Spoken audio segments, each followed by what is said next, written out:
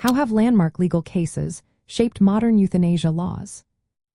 Imagine a world where the choices around ending life are not just personal but also shaped by laws and courts. That's what landmark legal cases have done in the field of euthanasia. These cases have set the stage for how societies handle the delicate balance between personal freedom and protecting life. They have clarified what rights terminally ill or suffering people have to seek assistance in dying and how laws should regulate such acts. In the United States, one of the most important cases was Washington v. Glucksberg in 1997. The Supreme Court decided that there is no constitutional right to assisted suicide under the Due Process Clause. This ruling supported state laws banning assisted dying, emphasizing the government's interest in preserving life and preventing potential abuses.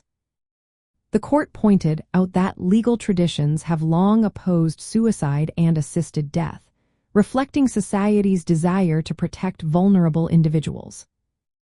Before this, lower courts had recognized some rights for terminally ill patients. Cases like Compassion in Dying v. Washington and Quill v. New York acknowledged that competent, terminally ill people should have some say over their end-of-life choices. But the Supreme Court's decision meant that the final authority on this matter was left to individual states. Across the Atlantic, in the United Kingdom, cases involving people like Jane Nicholson and Paul Lamb brought attention to the conflict between existing laws and personal rights. The laws, such as the Suicide Act of 1961, still prohibit assisted suicide. The courts recognized that these laws might infringe on personal autonomy but said it was up to Parliament to decide whether to change them. This shows how legal systems try to balance respecting individual dignity with protecting life and vulnerable people. In Canada, the case of Sue Rodriguez challenged the ban on assisted suicide. She was diagnosed with a fatal illness and wanted the right to end her life with help.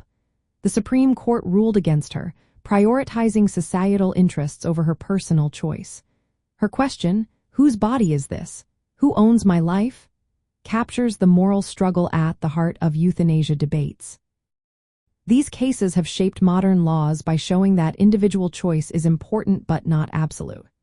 They have pushed lawmakers to create clear rules for assisted dying, including safeguards to prevent abuse. Laws like Oregon's Death with Dignity Act came after these legal battles, requiring terminal illness, mental competence, and voluntary consent. From an ethical point of view, these legal decisions highlight the tension between respecting personal autonomy and protecting life. They have made society think about dignity, compassion, and the limits of personal freedom when it comes to death. Overall, landmark cases have helped define what is acceptable and what is not, guiding how euthanasia is approached in different countries today.